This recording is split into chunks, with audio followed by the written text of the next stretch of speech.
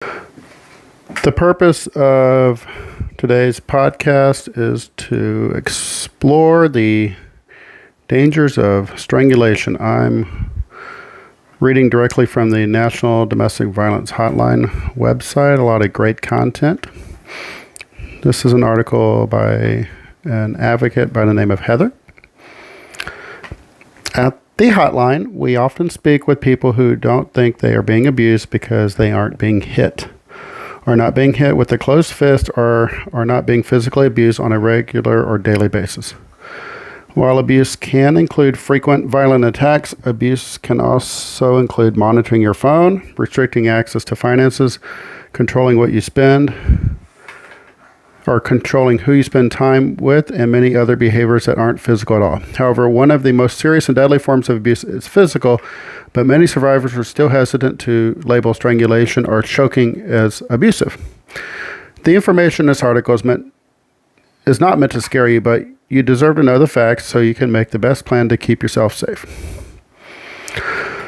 Okay, if your partner has ever put their hands around your neck or put you on a quote-unquote sleeper hold, or use anything else to strangle you like a scarf, necklace, belt, rope, then keep reading, because strangulation can be very serious.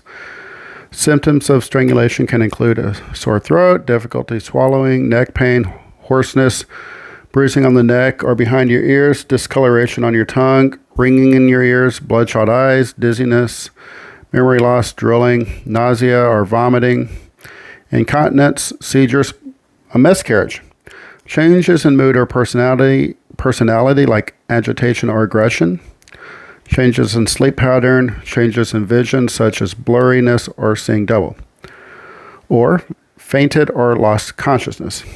Now, it's possible to experience strangulation and show no symptoms at first, but die weeks later because of brain damage due to lack of oxygen and other internal injuries. For this reason, and for a safe way to document the abuse, we strongly recommend you consider seeing a doctor if your partner strangled or choked you. Also know that you always have the right to file a police report, press charges for an assault, or seek a restraining order against someone who is choosing to be abusive towards you. Okay? Facts you deserve to know. Strangulation is a significant predictor for future lethal violence. If your partner has strangled you in the past, your risk of being killed by them is 10 times higher. Strangulation is one of the most lethal forms of domestic violence. Unconsciousness may occur within seconds and death within minutes. Filling out the lethality assessment, and the link is right here, and also in the article portion associated with this podcast, especially with an advocate at your local domestic violence agency, can help you learn more about your personal risk from your partner. Now, there are survivor stories here you can click on too. So this survivor story, and there's a link right here, talks about how long-term memories can be affected by traumatic brain injuries caused by strangulation and concussion. We know that details of abuse can get fuzzy, sometimes from gaslighting or from the abuse itself. So if it's safe to do so, we recommend documenting as much of the abuse you're experiencing as possible. If you need to call the doctor, the hotline, or your local domestic violence agency, but making calls is dangerous for you. So here are some helpful tips that might work for you. So to find a local domestic violence agency near you, or for help making a plan to stay safe, please call your advocates 24/7, 365. Okay, so before I let you go, I want to show you this.